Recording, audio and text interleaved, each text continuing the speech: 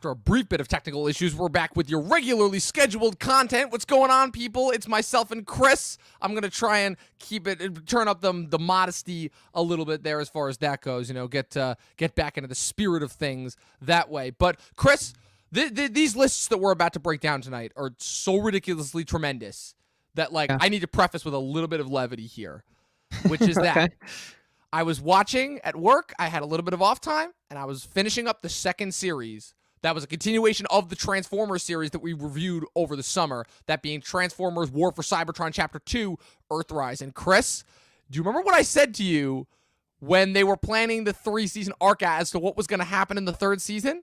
You remember that? Do you remember what I said?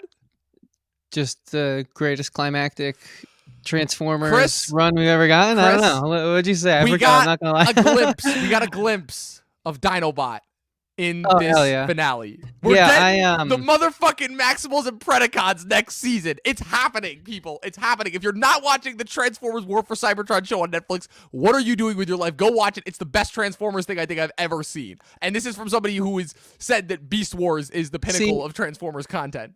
Since you opened up with that, I will just say that I couldn't put it in my top 10 because I haven't gotten a chance to watch the second installment of the 3 parts that came out because I'm in the middle of just so many shows and movie catch up right now.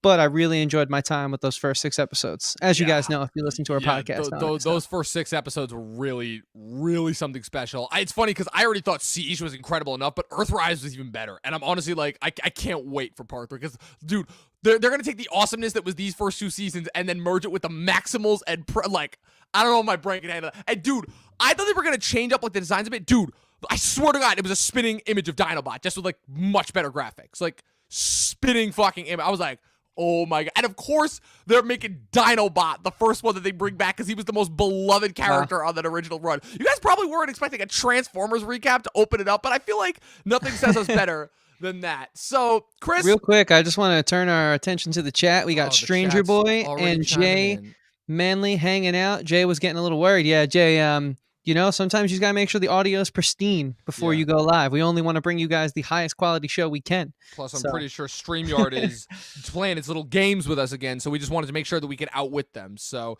fingers crossed. Film Fanatic just chimed in. Queens Gambit is the best TV show of 2020. Hey, that show may or may not pop up on this list. Guys, let us know your list throughout the duration of this episode. Of course, we'll read them off on the episode. And without further ado, Dom. Yeah, so, I mean, I wanted to preface with a little bit of levity, which is that yesterday was an exceedingly bad day for me. I went to a friend's house. He was throwing a housewarming party.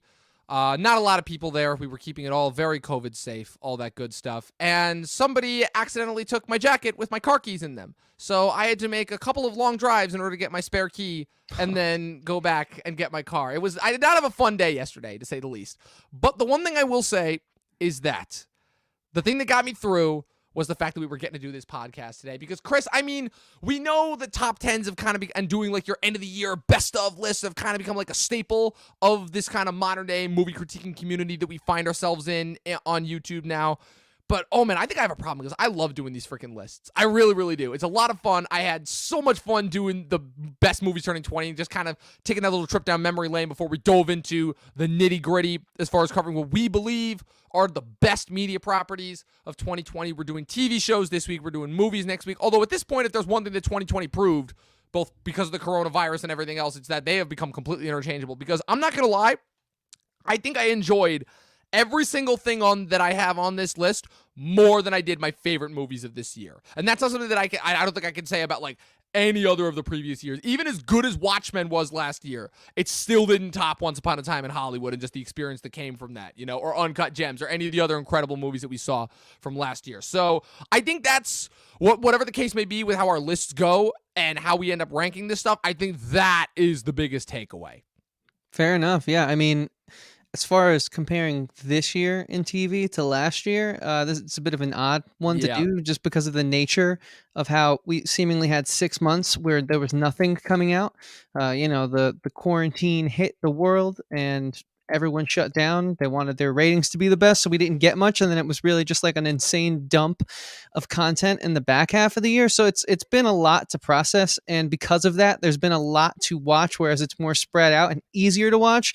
I'd say my watch experience was more enjoyable in 2019, if I'm going to be completely honest with you, just because of being just less inundated all at once. I'd say there was the same amount of content, but we just didn't have it all dumped on us at once like the last 6 months of the year of 2020. So I don't know. I think the quality is pretty much the same. The thing is, there's so many TV shows that come out each year. You just have to find the good ones. Yeah. And I think that we do a good job of that. Yeah, it's the thing that I loved about doing the list last year and kind of, again, doing the continuation of this year is the fact that, like you said, movies are, for the most part, even as diverse as they get, are pretty homogenous, and it's pretty easy to catch up on them versus TV. There's so much. And the thing that I loved so much about last year's lists is that they were both so different. Like, so different. Like, you and I think, had, like, 3 entries in common last year. And it could not have made me happier. And looking over your list that you have, and then looking it over and comparing it to mine, I'm like, oh, this is going to be another banger video. So, yeah, so we got Brian Beebe saying yo, yo, yo in the chat. That being said, I think I knew where you're going with this. Dom, is it time to jump in? I think it is. I really think it is. Like I had like more of a jokey lead up to this, but like I'm just so excited. And I just want to get into this. Like this is Royal Rumble time, people. The top 10 best TV shows of 2020. And Chris, I believe I kicked us off last time, so you're gonna kick us off this time. Your number 10 TV show of 2020. This was a show that I've been watching as someone who's a gamer. Surprisingly enough, I have not played the original games because that style of game isn't really my thing. But I really do enjoy a good video game adaptation. So Castlevania is my number 10. The animation style harkens back to the animation of yesteryear in regards to its hand-drawn stills that they animate, and they actually draw each frame by hand. So it's kind of like my favorite animated film of all time, Akira.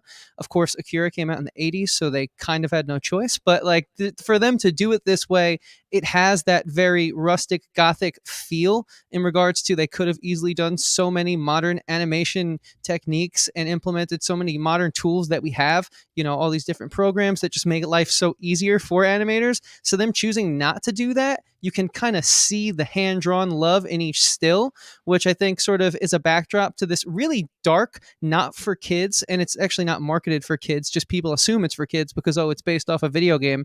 Let's not forget it's a rated M video game. But, you know, that medium sometimes gets misconstrued by the average Joe, which is fine because I think that makes it better if you watch this thinking that it's going to be for kids, going in and then getting this intensely dark story about a vampire who feels isolated by the world and sort of retaliates because of his anger and because he, instead of choosing to assimilate and conform with the humans, rather wants to destroy them. But kind of like how BoJack takes these really dark and human turns and actually makes you think about adult sort of growth and interpersonal relationships. I never thought Castlevania would be the show to do that because the first season was very trope oriented, sort of setting it up. Like I said, true video game adaptation IP in the first season. But they really, once I think Netflix gave them legs, I believe that the next 2 seasons are already ordered because it's just become one of those Netflix cult hits. I think once these creators got sort of their confidence, is what I'll put it, and their job security, this thing has just sort of taken off, and there's not a lot of people who I know watch this. It's kind of one of those shows that I think survives just by the sheer factor of when it comes out, it's in the top 10 for like 3 days, and you know Netflix has so much subscription money that they can afford to just throw this one a bone every now and then. It's relatively cheap being animated, so there's not a lot of people I know who watch it, but everyone I know who does watch it highly reveres this show, and I think for good reason. So at number 10, Netflix's, although I hate to say it because really it's not Netflix's, it's actually Namco's, if you want to be specific as to who owns it. But Netflix is the one funding Castlevania, which is an awesome little animated show. 6-episode seasons, you can't beat Castlevania on Netflix. So yeah, that's my number 10. Yeah, Netflix's anime game has kind of been like really low-key underrated. It's actually not an anime. It's not? It's an American animation. Oh, interesting. I don't know. Man, that just shows you how good American animation has got, that it can fool me into thinking that it's anime. Before I get into my number 10, I just wanted to give a shout out to Stranger Boy, who I believe is going to be counting down his list with us throughout the night, so that'll be actually be kind of cool. Is de facto a third top 10 list, which we're missing Pat. Well, we didn't have Pat on the TV shows last year. We had him only on the movies. But yeah, so Stranger Boys, number 10 is Defending Jacob, which I know is that miniseries that premiered on Apple TV with Chris Evans. I didn't get a chance to watch it, but I heard good things about it from everyone that watched it. So now, my number 10. So real quick, I know that I kind of talked about this at first, but I really did want to preface it and say the Transformers, what's called War for Cybertron, I still don't even really know how to qualify it because the seasons are just so good and so tight and so compact that if not for the fact that we only got 2 of the seasons this year and we're getting the 3rd one, like, I wouldn't even know how to kind of qualify it for the list because I'm like, oh, would I be doing Earthrise or would I be doing Siege or would I be doing like both of them combined? But I really wanted to shout out love because I didn't think that it was going to be possible for a Transformers property to top Transformers Prime for me, which still to me was kind of the height that Transformers cartoons could get. And then the show comes out and just blows it out of the water. And this past season, Earthrise just did things that was completely mind-blowing to me that I didn't expect. With that being said, my actual number 10 is Industry. I just had to do that lead up. So Industry, for all of those of you who have no idea what I'm talking about, Industry is a show that was produced by Mickey Down and Conrad K., who were... Oh, sorry, pardon me. Who were guys who worked in the London banking industry, didn't quite make it, and then came out and wrote a show about it. The show was discovered by Lena Dunham and sold, and it was another co-production between BBC and HBO that came out this year. And I always have this fascinating thing every year where I've got specifically with HBO, because I've had a long relationship with HBO since high school, because they kind of, I feel like, help define my television tastes, which is that I always look forward to the returning seasons that I know are coming, but every once in a while, I always look at the trailers to see what they've got that's coming out new. And usually I see bits that are in the little trailer montages. But this show, I saw a solo trailer of. And I don't think I really started to pay attention to it. Like, it had a really cool, like, vibe to it. I saw it was a British show. I'm like, oh, cool. I haven't gotten into a British show in a while. And then I saw Ken Leung, your boy from Lost. Yeah. And I am not understating things at all when I say that this might be his best performance that he's ever given. This show, in layman's terms, is Melrose Place meets Wolf of Wall Street, where you've essentially got this group of post-grads who are fresh out of school, basically entering the cutthroat world of banking. But even though they're like first-year entries, the show does not hold back as far as showing, yes, this is the most difficult job, one of the most difficult, high-risk, high-reward, and just like toxic environments that you will ever be in. But the chances that you have here are... will not be equaled by any other industry. And our entry character into the show is a young American girl named Harper, portrayed brilliantly by newcomer Myala Harold. And the show kind of explores her relationships and her friendships and just that she forms with all of her different coworkers. There are a couple different characters that are introduced here, a couple of first-time actors who absolutely blew my socks off as far as that goes. It's not really a show that I was expecting to love as much as I did, but I think kind of the interest areas that this show goes to, it shows that kind of television can still thrive in, I guess, a traditional sense in 2020. Because, again, in a year where we become, again, just kind of grasping on to any bit of content that we can get our hands on and just... trying to, and, a lot of stuff is miniseries and everything is shortened and we have no idea whether Netflix is going to cancel a show out of nowhere. I'm never going to forgive them for Glow still. I don't care. That is ridiculous.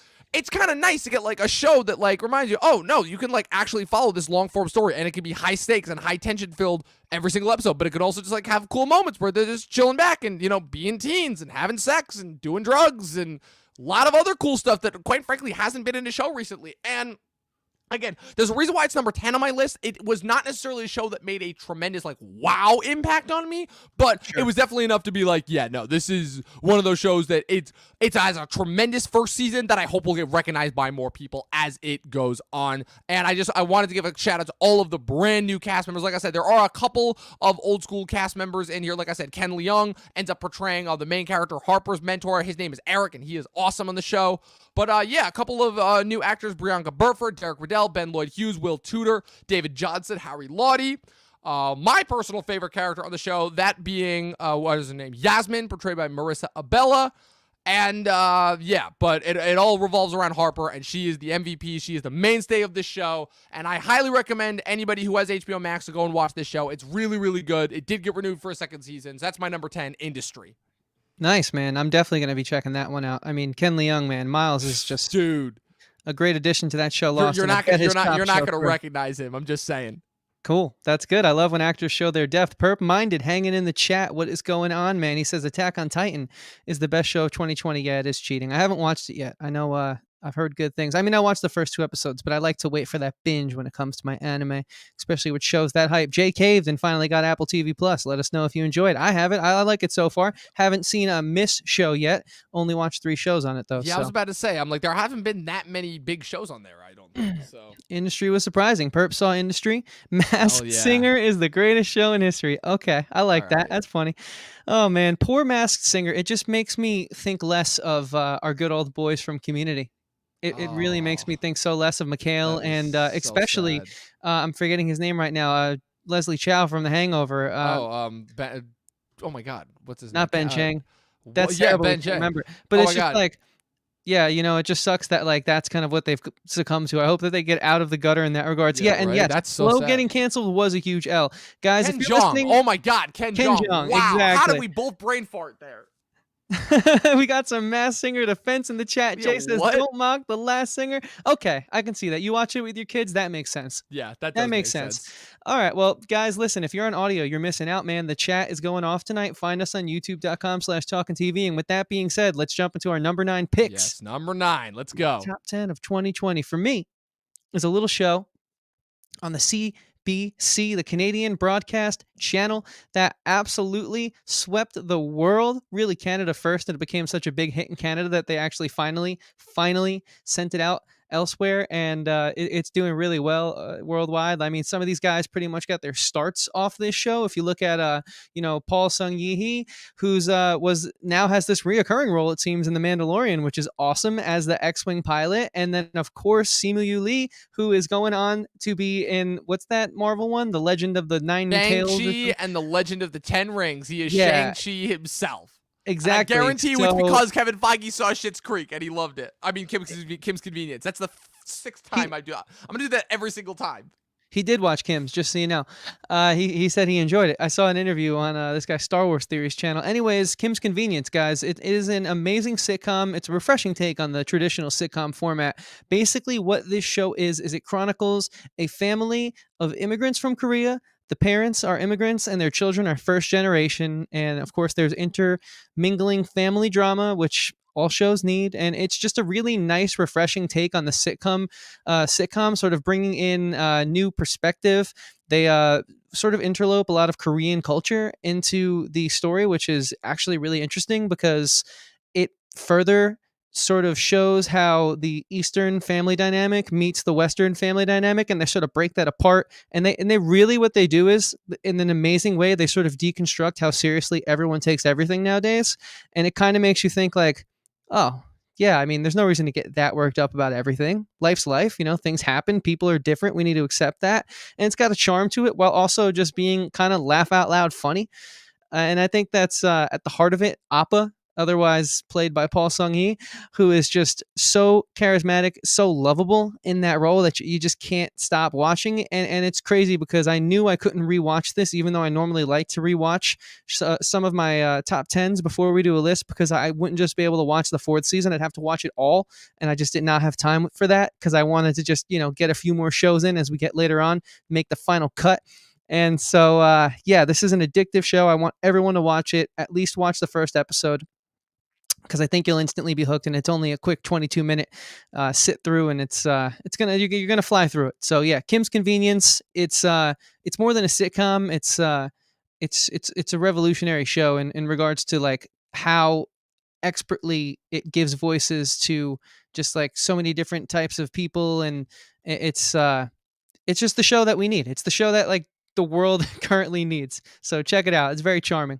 You've told me about the show probably every time that we've hung out since I first got back from school, and for whatever reason, every time you mentioned the CBC, my mind immediately goes to Schitt's Creek, and I hope that one day I will stop making that mistake, especially because Schitt's Creek is still going. And remind me again, this was Kim's 5th season that just aired this year?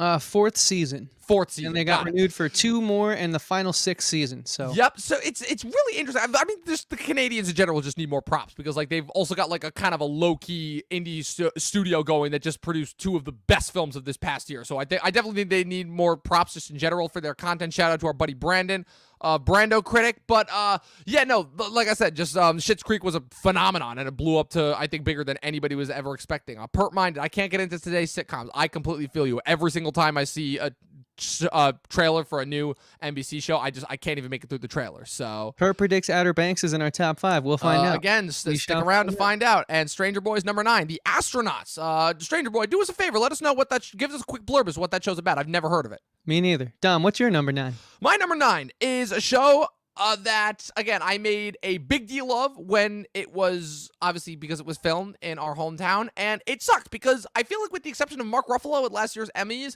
no one's really been talking about this show, and I think that's a shame because I think that of all of the incredible kind of elongated movies that we got as miniseries this year, this is still one of the best, and like I said, I mean, a lot of those were on my list last year. I've got, I think, even more this year. But no, my number 9 is I Know This Much Is True, which was the latest Derek Cianfrance project. Derek Cianfrance, famously of Blue Valentine and Place Beyond the Pines fame, shot his most recent project in our area. It's the adaptation of the Wally Lamb novel from '98 that stars Mark Ruffalo's twins, Dominic and Thomas Birdsey.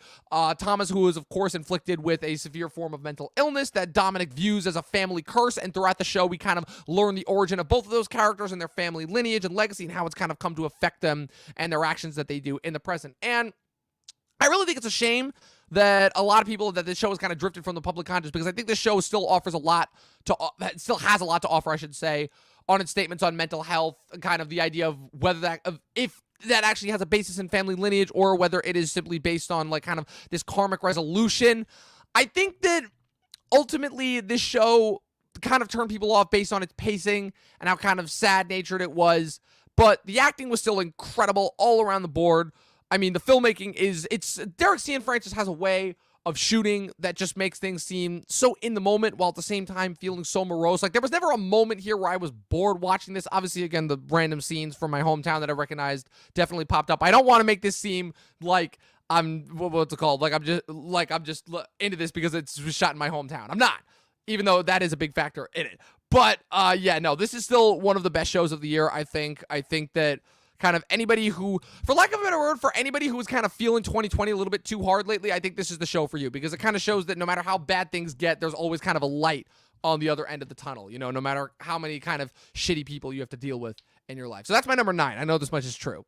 Yeah, I wanted to add that, being it shot in our hometown, but you know, it's just kind of tough to do when I didn't really resonate with anything too deep that kind of sat with me the whole time. But it was still a well-made show. It's in my honorable mentions, spoiler alert, but it didn't crack the top 10, but you have great reasons for putting it in there. Especially we had literally someone on our podcast interview him about what it was like my working buddy Brandon, on the show, who worked on the show, which was awesome. And again, to me, it's Ruffalo's best performance, which is insane because he's given so many incredible performances throughout the years that he just hasn't been recognized for because people really didn't know who he was until the Hulk. So yeah, exactly. And Perp says he wonders if To the Lake made one of our lists. We'll see. I've never heard of that show. So Astronauts is a Nickelodeon show. Okay, that makes sense why I haven't heard of it.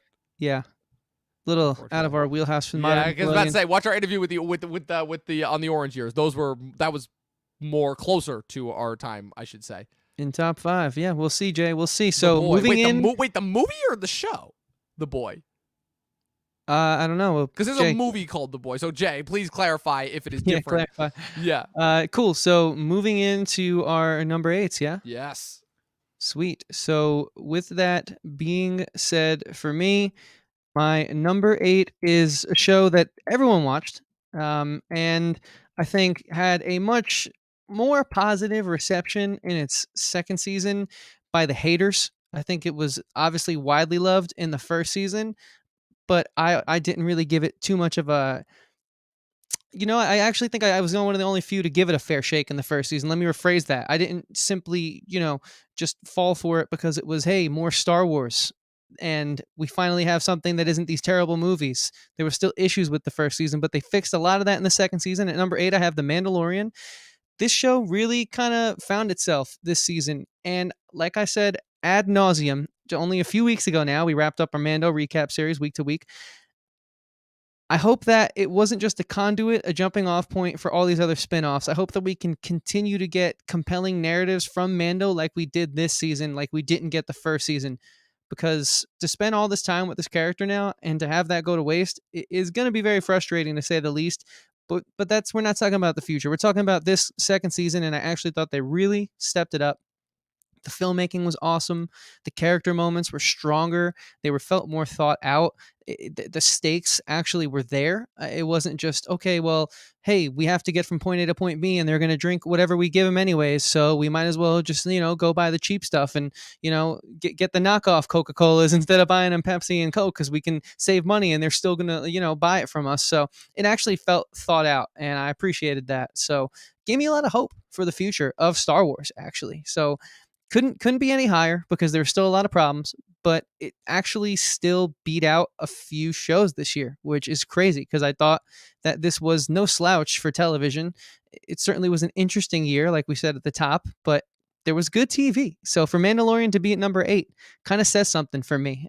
So yeah, Mandalorian came in at number 8. Yeah, you famously gave me you famously gave me shit for putting it in my top 10 at my number 10 last year. And I'm like, I still love the first season, even with those problematic few episodes. But it's funny because obviously, once the lockdown set in, we weren't sure whether we were gonna, get any of our returning TV shows of last year. So many shows delayed. Barry, Succession, Glow, obviously famously being canceled, Mindhunter, among many, many others that were either canceled or delayed as a result of the lockdown.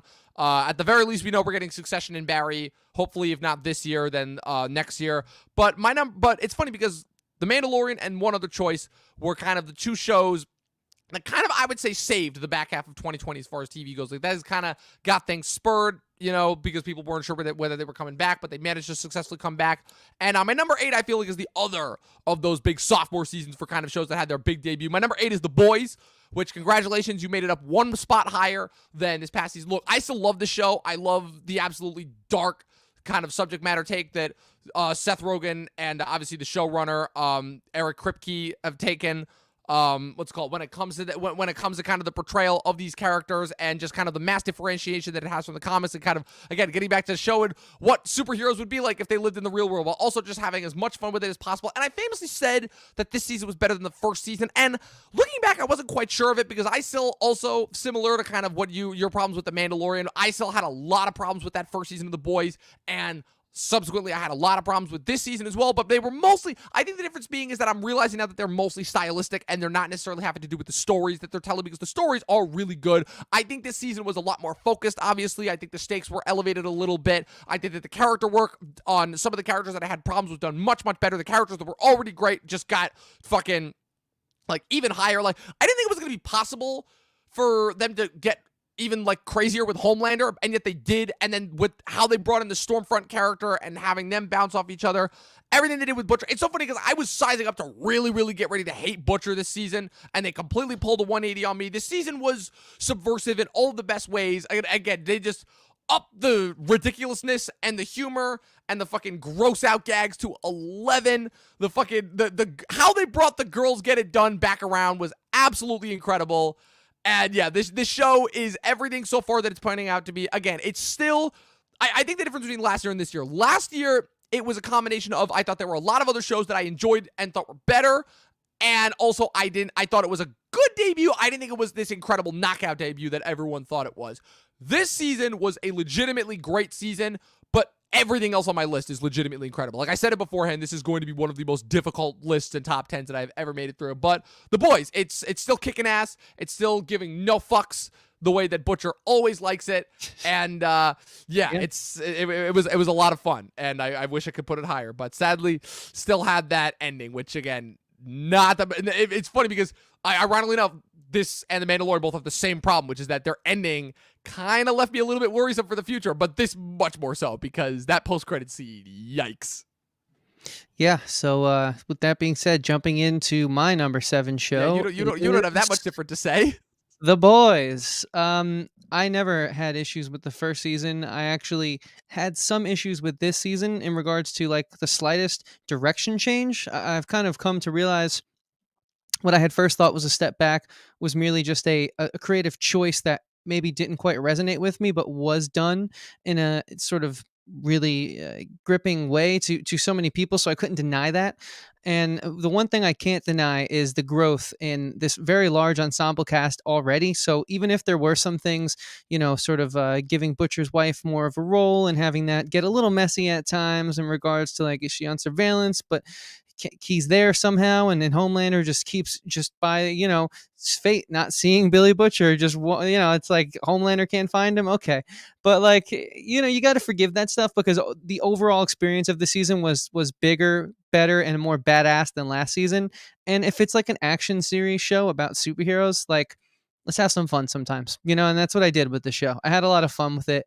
It continues to just do crazy things and deconstruct the superhero genre, which I was never super Marvel fanboy, but I have to think it kind of like woke some people up and made them realize like, hey, we're getting a formula over and over again. Like, why superheroes can be insane and crazy. Look at this show. And I respect them for that as well. So not the most perfect show, definitely on the bottom half of the list, but still top 10 material because it's a really fun ride, and I can't wait for season 3, man. It's gonna be freaking awesome. Yeah, did you see that they announced today that the Hero-gasm arc is gonna be in season 3?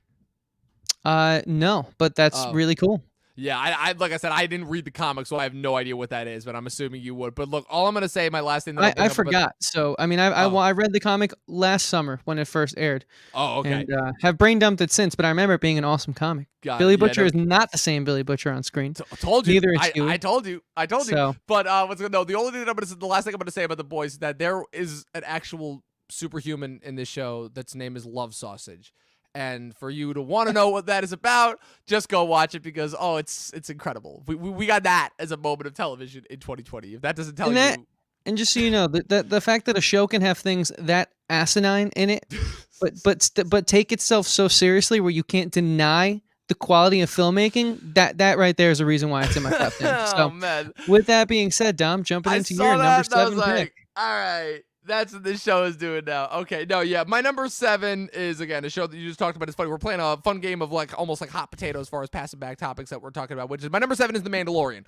And at the risk of sounding kind of too repetitive as far as what you were saying, look, I definitely didn't kind of, I enjoyed the first season. I didn't think it was amazing, but I thought it was definitely a step in the right direction, and it was just a nice palate cleanse after those god-awful movies that we had to sit through. And this season, at first, it was kind of a little bit of a rinse and repeat. I'm like, okay, are we actually doing something? But to me, this season steps it up as far as this season really settles into what it is that it's going for. It settles into its story. It settles into its brisk pace. The action is upped. The special effects are arguably even better.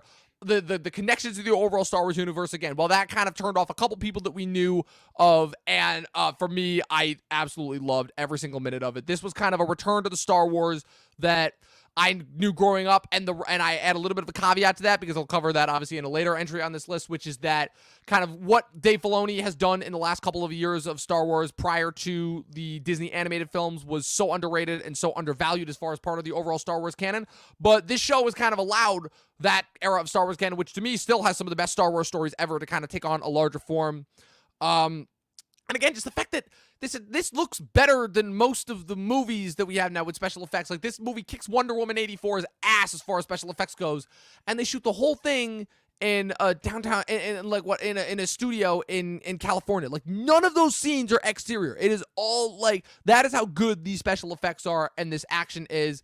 And yeah, I'm going to say, we got Luke Skywalker back in a Star Wars show to just show up and mow through an entire room of droids. Because that's what, at the end of the day, that's what we want to see Jedis do. We want to see Jedi mow through shit with lightsabers, and that's exactly what we got. And also just as far as the emotional kind of wrap up to kind of Mando and the child's arc, and we finally got the child's name. It's, again, wasn't necessarily what I was expecting, but this season was full of so many surprises that just took my enjoyment of the first season as far as being like, okay, this is kind of cool, this is kind of kitschy, okay, Star Wars can still be good, and being like, whoa, no, Star Wars could still be great. The music was great, the performances, I'd say, were even better, the direction got even more insane, with the exception of that spider episode, but Peyton Reed redeemed himself with the finale. We did a week-by-week recap of it. I basically said everything that I can about the show on that recap, so go watch that. And yeah, I'm very happy to finally have it higher, but also have it like kind of justified, not just be like, hey, because it's Disney Plus. So my number 7, The Mandalorian.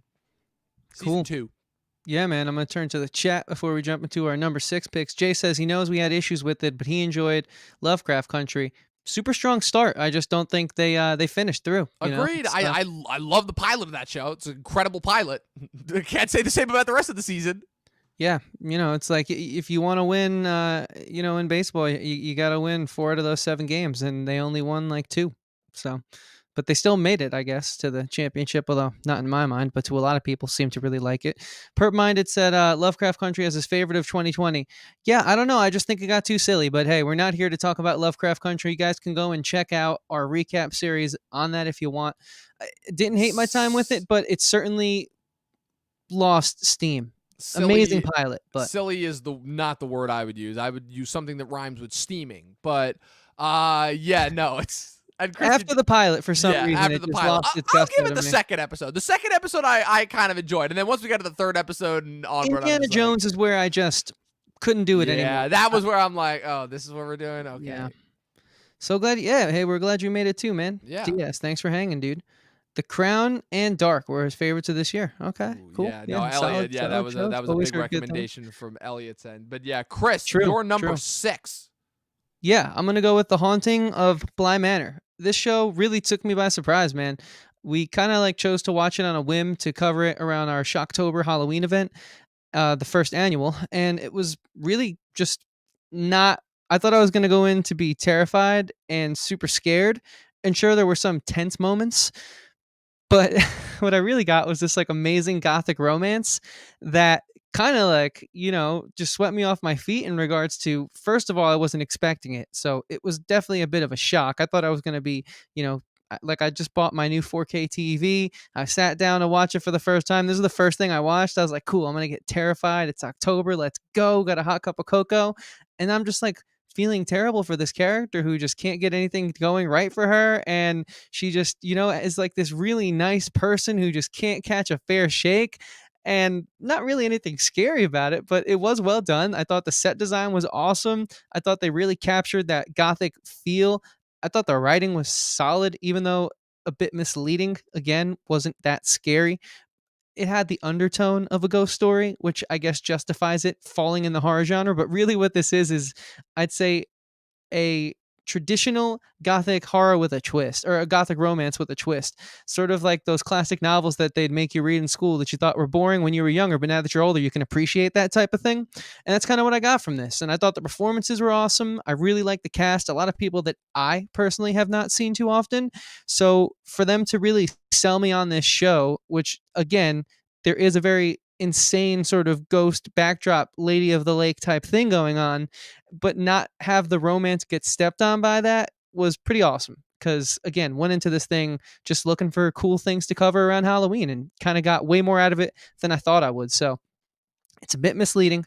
It's nothing like Hill House, but if you guys want something that can get you a little spooky, make you feel like a spider's walking up your back a little bit, like a little chill, but not scare you to death, this is for you. It's oddly enough, I'd say it's a good horror family watch. Or if you're hanging out with like a special someone, you put this on. So it's interesting what they were able to do with the horror genre. So I do appreciate it for many aspects. So yeah, number 6, Haunting of Fly Manor. Yeah, I really, really enjoyed Fly Manor. In fact, it was in my top 10 for a while until I watched a lot of these other shows. And just to make sure that, just to keep everything in fairness, I went back and binged all of Hill House after it was done. And surprisingly enough, and this is going to sound crazy because everyone said that Hill House was better, Hill House just didn't have the same effect on me that this did. Like, I think it's partially because I kind of was rushing through it, I will say, so I probably didn't get the intended effect, but I just thought there were a lot of... Hill House kind of had a lot of gimmicks that I just wasn't a big fan of. I wasn't the biggest fan of its portrayal of drug addiction and the idea that the house itself was supposed to be like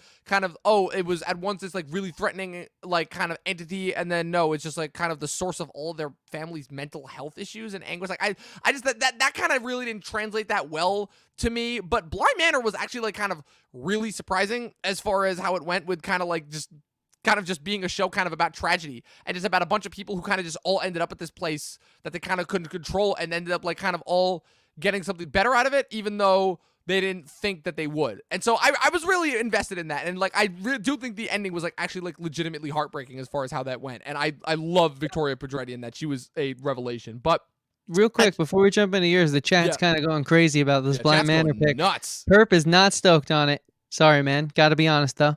And DS seems to like it. We triggered Perp. I'm sorry about that, man. Yeah, I love sparking controversy as far as that goes. But yeah, I'm going to be the only person online. I don't care. I'll say this. Bly Manor, better than Hill House.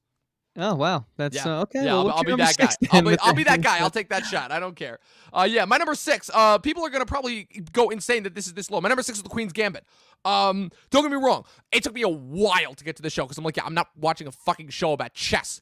And then I actually watch it. I'm like, okay, I'm an idiot. This show's incredible. And I think the only reason why I could justify putting it at number 6 is just my top 5. For just, I'm like, oh my god, just like everything was like hit after hit after hit after hit. I'm like, this is ridiculous. But with that being said, Anya Taylor-Joy continues her absolute winning streak. Like, I don't think the girl has had a miss as far as just her very, very short career has been, with just the kind of the masters of her craft that she's worked with, obviously with working with Robert Eggers and Corey Finley and just the other just massive amounts of talent that she has. And she continues that with going to work for Scott Frank, who moved over to Netflix a couple of years ago after a very, very long career in Hollywood. Again, wrote some absolutely incredible films, including Out of Sight, and has a co-writing credit on Logan. And he made this Western series a couple of years ago for Netflix called Godless that did very, very well critic-wise.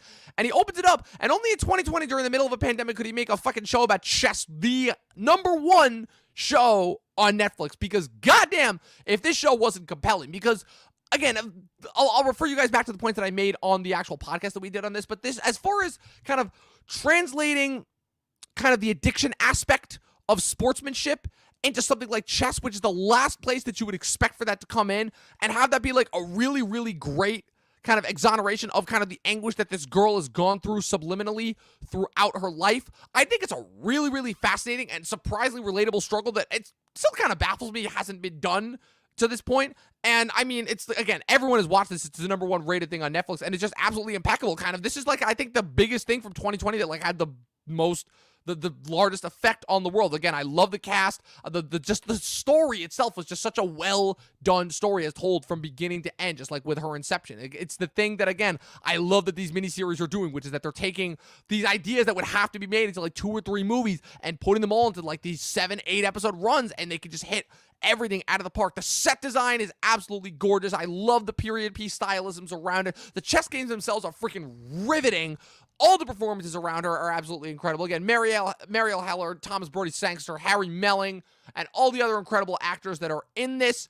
I particularly like when we kind of have the episodes where it's just her, because Anya is such an expressive actress. She says so much with just her eyes alone, and as far as kind of the deep tragedy that she's feeling, but she never does it in a way that kind of feels sappy or like kind of emo, I guess, for lack of a better word. So the Queen's Gambit is an absolutely riveting show. I can't believe it took me as long as it did to finish it. I finished it just in time for our podcast. I loved every single minute of it. I wish I could justify putting it higher. I think we're going to see it down the road a little bit on your list, Chris. But for right now, it rests at my number 6, The Queen's Gambit.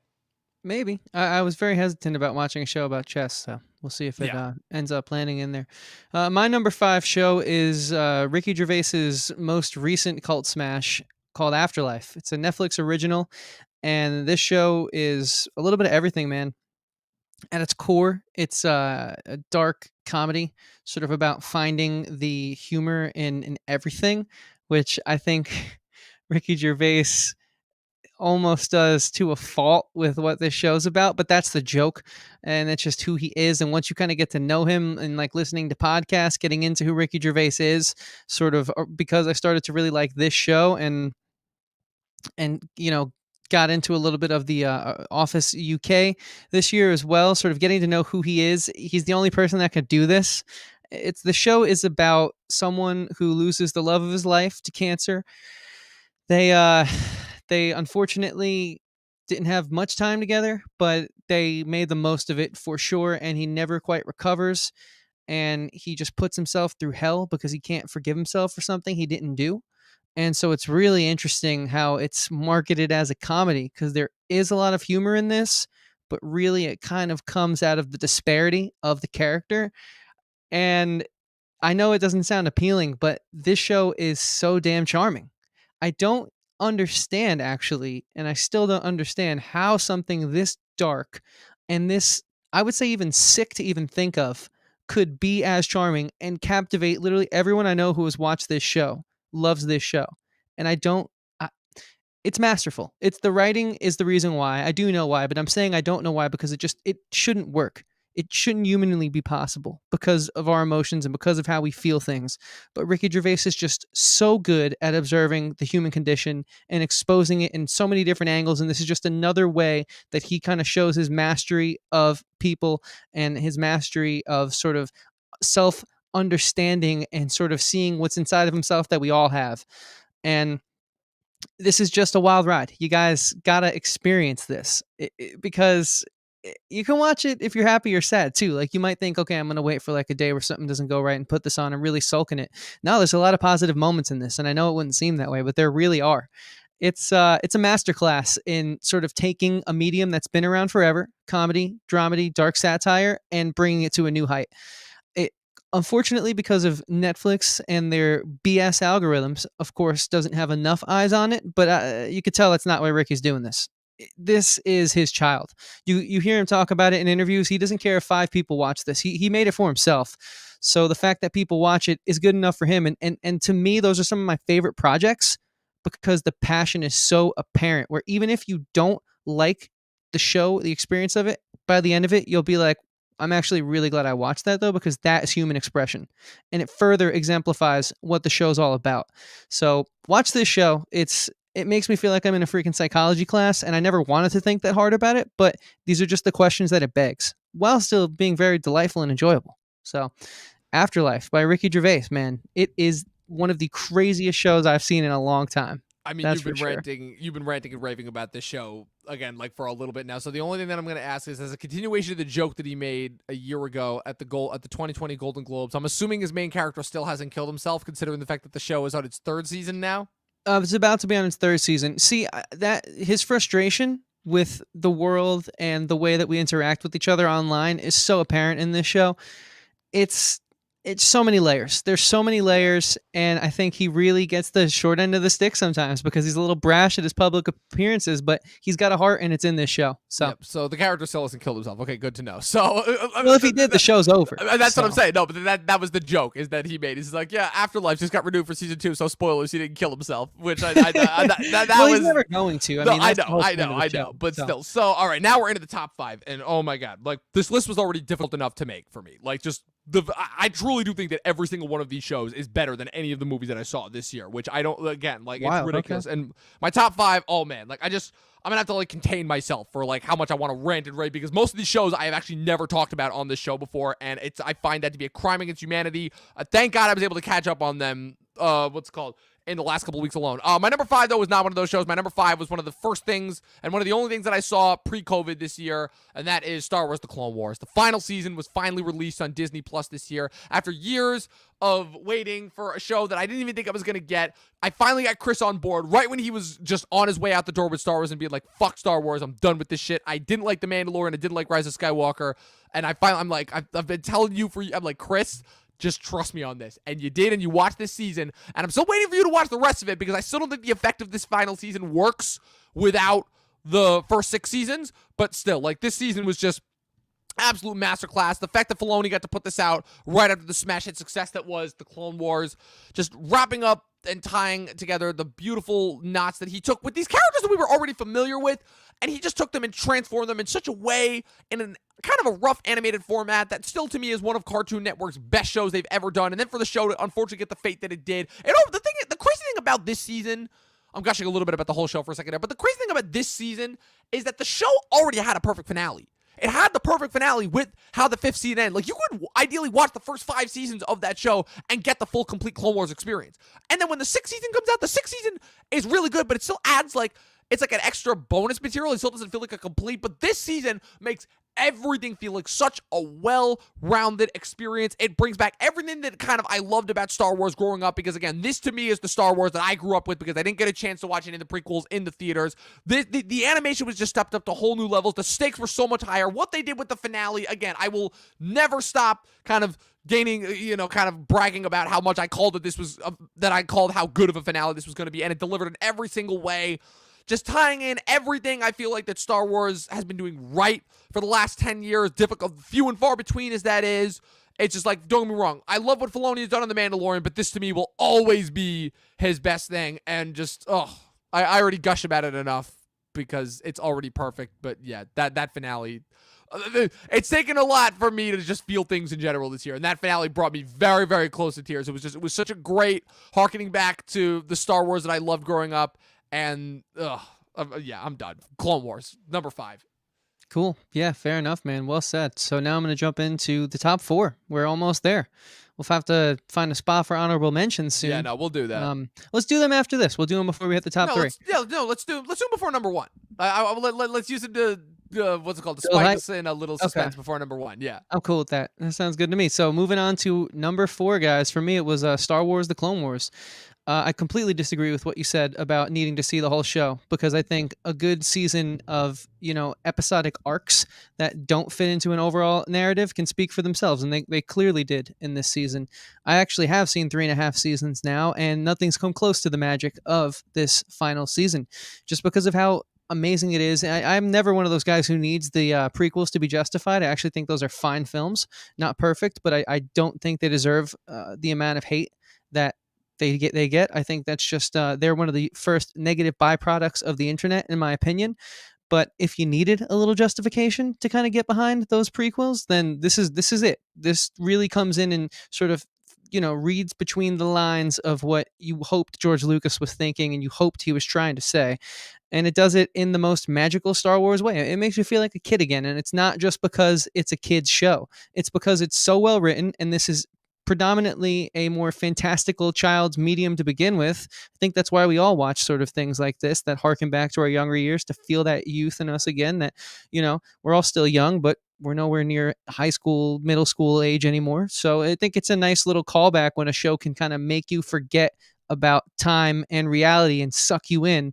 Even though there was an arc in here, the Ahsoka arc, which I didn't think was the strongest, where we first meet her, not the final arc. Of those last 4 episodes are probably the greatest Star Wars that I might ever see. And I stand by that. I said it on our podcast, and I'll say it again right now. Honestly, but here's the thing. I'm tending to agree with you. I really am. Like, that's those. Yeah. I'm sorry, but those last 4 episodes, like, I didn't think it was going to be possible for a finale. Forget animated live action to come close to Avatar, which still to me is the magnum opus. But like these came damn close, like really damn close. And they did what, in 22-minute episodes, roughly, what these past 9 hours of Star Wars movies haven't even been able to come close to achieving. And it just shows, like, it's not about how much money or how many big names or the rollout and how much highest gross. It's not about any of that. It's just about writing. And I feel like this year we actually kind of got back to good writing, which is awesome, because that's kind of the reason I put all of my films and shows in here. Which last year, I think, while we did have another tremendous year in television, I think some of it was based on shticks or sort of settings or universes, whereas this year it's all the writing that was made it so hard to rank this list. And Clone Wars, guys, get your head out of it. It's just a kid show. If you like Star Wars, this is the best Star Wars happened in the Clone Wars. I've said it once. I'll say it again. I wish I could have put it higher, but we're going to get into the top 3. Yeah. But I really struggled with my top 4 because of how good the show was. Dude, I'm telling you, like, I struggled with this top 5. I struggled with this whole list. My number 4. Hold on, real quick. Yes. Diaz, the Maul escape on the ship, legit. Yes, insane. Yes, it was. So, and this was already following. And that was that was already following a lightsaber fight that made my top 10 lightsaber fights. Right. Like, I saw that fight like 3 months before I made that list. I'm done. I'm gonna fucking like nerdgasm all over the place if I keep going. But yeah, my number 4 is Better Call Saul, season 5, which again is a show that I feel like a lot of people forgot came out this year. But Better Call Saul is a really interesting case because it's been that show that is kind of creeping up throughout the popular sphere right up until it's about to hit its final season. And weirdly enough, even though it's still, I don't think a same type of a show as Breaking Bad, it's kind of getting the same exact treatment as Breaking Bad as far as the perception of it, where I think that when this last season comes out, whenever it comes out, it will truly be like revered, because the interesting thing to me about Breaking Bad that I noticed is that to me, Breaking Bad, while it was always a great show, never really became like the gigantic phenomenon it did until its last season, when it had the Netflix help, because the first 5 seasons were put on Netflix, and then you had the last season. But the reason to me why, and I'll admit this is kind of a caveat and holding it over for the whole show because I just finished watching the whole show for the first time this year. I started this show several years ago, shortly after I finished Breaking Bad, and I watched the first season, and it was good, but I'm like, okay, why am I gonna bother with this? I'm like, I love Saul. He's a funny supporting character in Breaking Bad, and Bob Odenkirk acts the hell out of him. But I don't need to watch a whole show about him. I thought it was cool that they were kind of doing the double Saul and Mike origin story, but I'm like, okay, I don't need to watch this. And then I got into season 2 and 3 and 4, and it kept getting up and up and up there. And they really started to break down the psychology of this character in a way that I didn't think was going to be possible to get as deep as they did, nor as interesting as they do, because Vince Gilligan continues to do what he made so good in Breaking Bad, which is just taking these kind of little insecurities that we have, despite the fact that he primarily focuses on middle-aged men that kind of everyone has in their lives, and really, really, really diving into the root cause of that, so much so to the point where he creates these stories that even though they're not necessarily kind of foreign to us, they're still like, we just can't take our eyes away. Because to me, the power of Breaking Bad, as many crazy drug-related things happen on that show, the power of that show was always Walter White is insecure about his position in his life because of his midlife crisis, and everything he is doing on the show is a result of that.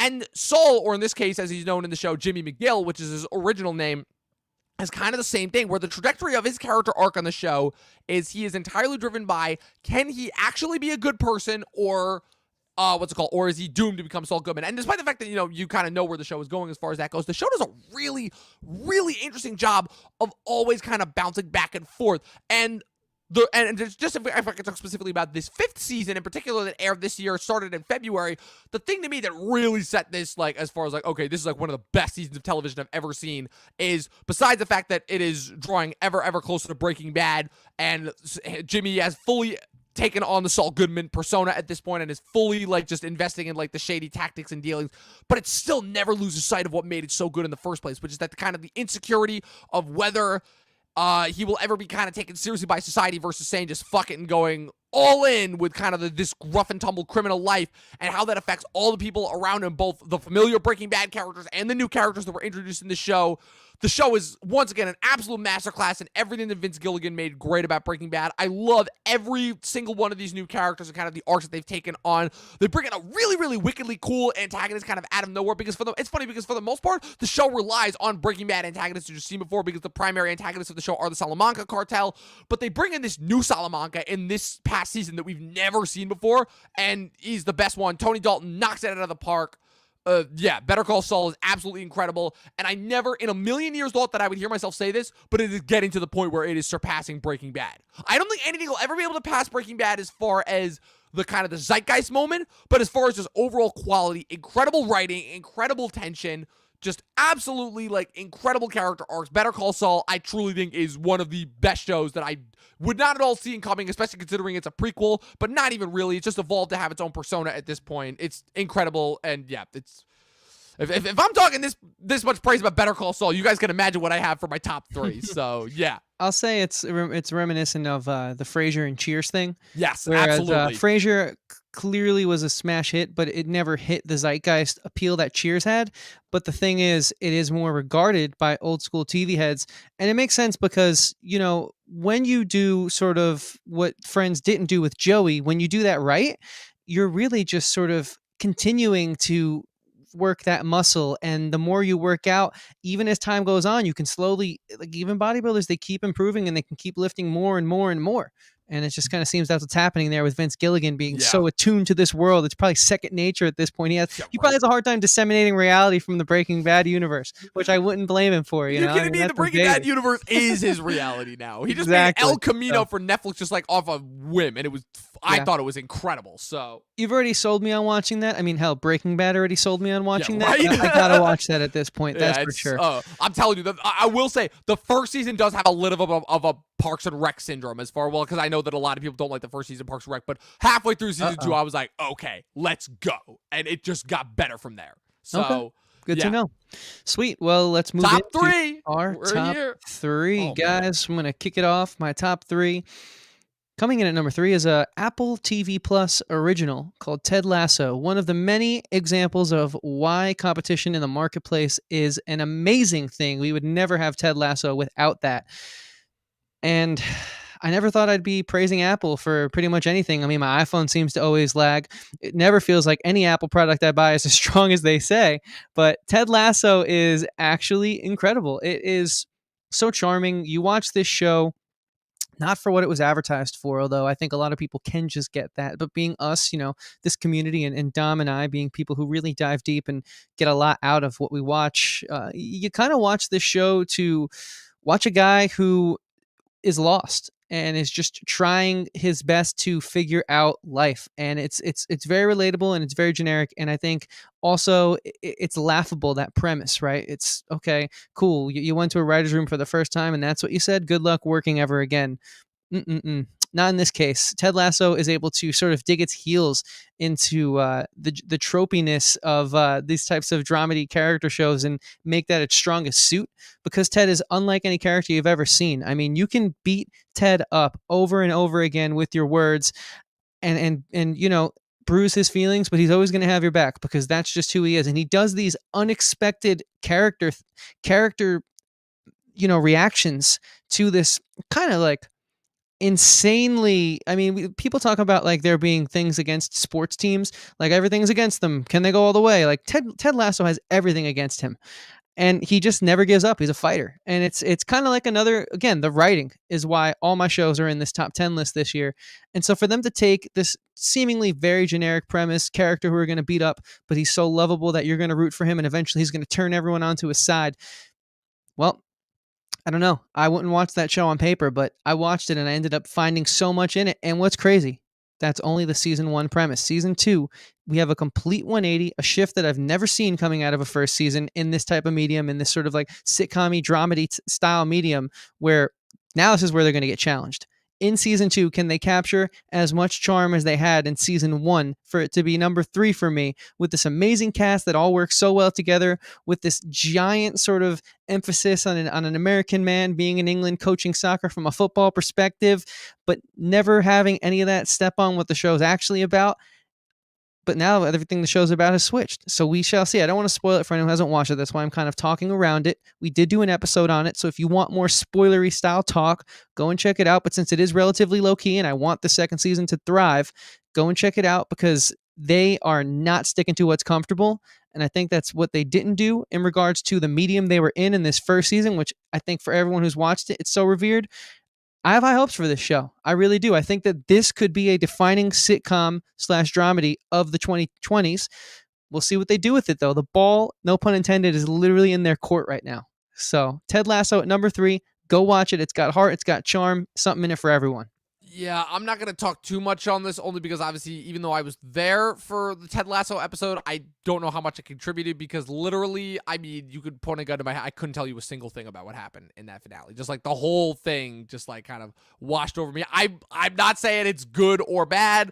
It was just one of those shows I'm like, okay, Jason Sudeikis is doing a funny Southern accent, and the whole show is just, at least from what I remember, is just making fun of the American jokes. And like, yeah, it was sweet, but it wasn't for me at the end of the day. I hope that my thoughts change, though, for season 2, if it takes as drastic of a left turn as you say it will. So we'll see. My number 3 is, look, I had to say goodbye to a couple shows this year, and Clone Wars was certainly like impactful for me. But I mean, look, this show is one that I've kind of developed an odd relationship with, because it was that show that didn't necessarily leave me feeling particularly good just about myself or in general about human beings, especially considering that, I love movies and I love movie making, and it always kind of makes me a little bit depressed when I see just how fucked up Hollywood is behind the scenes. And never in a million years did I think that an animated show about talking animals interacting with humans in Hollywood would be one of the best goddamn shows of the last century. But man, this last season of BoJack Horseman, boy, holy shit. Like, after season after season after season after season after season of seeing BoJack pick himself up and then fall down again, and pick himself up and fall down again, and pick himself up and screw people over and get redeemed, and then fucking commit a horrendous act and then get redeemed. It was the individual seasons were still so good that you didn't really start to notice that nature. But I guess it just shows the brilliance when it comes to these writers and this overall show created, that they were kind of able to take their own formula and kind of inherently the formula that I think is troubling just of most kind of shows of that ilk in general, where again, like one of the biggest flaws of the show is, again, TV is inherently designed to last forever. So how do you challenge the normal conventions while still kind of maintaining the status quo? And obviously, again, that's kind of a formula that obviously modern day TV shows are kind of running with, or just completely throwing out, or just making fun of in general. And BoJack kind of does the best of all worlds, where in this last season, which technically I'm really only referring to the last 8 episodes that premiered in January, but I am also referring a little bit to the first 8 episodes that aired back in December, I believe, of 2019. And again, but the 1-2 punch of finally setting BoJack, who again has been a largely problematic character, a character that you like, but again, the show is also giving you every reason to like be like, yeah, you shouldn't like this guy. This is not a good person. But then it keeps giving us reasons to feel sorry for him. And the the first 8 episodes of the 6th season are for the first time finally putting BoJack in a position where he actually has to accept some real responsibility for his actions, and he almost makes you believe that he will until these last 8 episodes come in. And I will say that the way that this show handles the Me Too efforts and how that factors into the storyline and how it just kind of puts a perfect little bow on everything for this character and this world, it is just absolutely perfect. I don't want to spoil anything because it is so good and the writing is so brilliant how this is handled, and it is so gut-wrenching and gut-punching, but heartwarming, and just so like so many different feelings that I wouldn't expect for this type of a show, and just kind of, again, having to say goodbye to it. It was the emotional kind of goodbye that I wasn't expecting, and the finale, for it to be kind of as perfect as it is just, it's one for the ages. It truly is. BoJack Horseman was an experience unlike any others that I feel like I've had in my life, and it's a show, obviously, that I heavily recommend people to watch. Again, similar to I Know This Much Is True, it's a very deep, dark show. It's a very deep show. It's a very depressing show, but it's also funny. It's got those heartwarming moments, and it also just, can make you realize that, yeah, people are good and people are shitty, and you kind of just have to take them both as is, and it's kind of up to you as far as how you're going to pass judgment. But yeah, number 3, BoJack. It was my favorite show of the year until I saw these top 2 in like the last couple weeks. So Nice. Yeah. I mean, I stuck with that show for a while. I do have to watch this final season. I think anyone who has eyes can realize how just, how hypocritical Hollywood is. I mean, just turn on the Oscars for a second. Yeah, but right. I didn't watch this last season, so I'm kind of curious. What did you mean by the Me Too efforts? That's interesting. That wasn't in play really when I was that's watching tricky because I don't want to spoil it, but let's just say that obviously we know that BoJack has not had the best relationship with women on the show, to say the least. Sure. And let's just say that they bring some of those efforts around, and it really comes back to bite him in the ass, especially with Okay. a certain extremely tragic death that took me completely by surprise in the 3rd season finale. They bring that back in the best and worst way possible. And So BoJack has yet another dark night of the soul. Dude, you're not. Yeah, don't ready. spoil it then. Don't spoil it. I can't say All right, anything cool. else because that's all I I'm see gonna what say. you mean. Dude, all I'm Sweet. gonna say, the 5th season had an entire episode where he was just standing at a podium giving a monologue for 22 minutes, and it was perfect. So Sure. yeah. All right. Then keep it vague. I'll have to check it out on my own. I have to appreciate keep it that. vague because, oh man, So much to watch. So little time. much. Yeah, But yeah, I get that. Yeah. So number 2. yeah, you don't need a lot of time to watch this next show, though. In fact, Okay, that's it's good. a fairly quick watch. It's a limited series. Would you say the opposite of the last show that I just brought up? I mean, opposite. That's I don't Well, really know. because BoJack doesn't necessarily. BoJack kind of makes you feel bad a lot of the times, but your show, the title quite literally is. The title quite literally is a contradiction. My second pick is Feel Good. It's a Netflix original, written, directed, and starring Mae Martin, who's a Canadian comedian who's kind of made some waves in that sort of comedy store circuit. One of the up and comers in that Joe Rogan scene, and she's really charming in this role, man. This is about a young couple who are sort of struggling to figure out who they are. She's a Canadian living overseas because she has issues with her parents. Lisa Kudrow from Friends being her mother, who actually has like a decently sized role. And it's not just one of those, hey, we're a relatively small production, but we got this big name in. It's actually really well written, and she's kind of perfect for the part. It's pretty awesome too because she wasn't actually the budget didn't put too much in her pocket.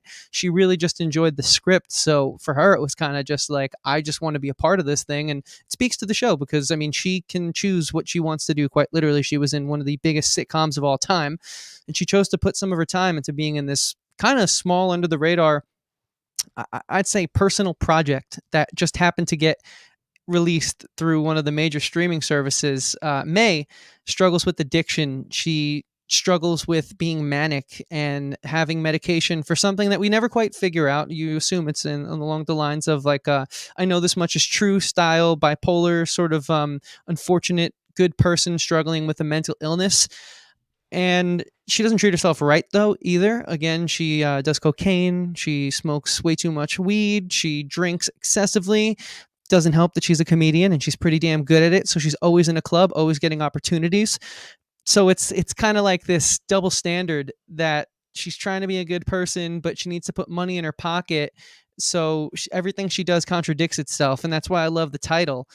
If she changes, she'll have nothing. She'll have no job. She'll be out on the street. Sure, she'll be clean. Sure, she'll be a good person, but who will she have to share that with? She needs to make ends meet. It's kind of what it's about young 30-year-olds trying to make a living. And of course, her girlfriend, who is sort of struggling with her sexuality. May is very open, whereas her girlfriend is not. I forget her girlfriend's name right now, but her performance is incredible. Just go and look it up. Her girlfriend is embarrassed to be seen in public with her because of so many different reasons. And it's another one of those shows, like every single show on my list, where it could have easily have gone south. It could have easily have been corny and all that. But the thing is, there's so much of this comedian in this show. It's so personal that it almost feels like you're watching her autobiography, and it is very well done because it's not as self-indulgent as that also might sound. It really is one of I'd say it's got to be the best love story I've seen in like the past 5 years as far as television goes.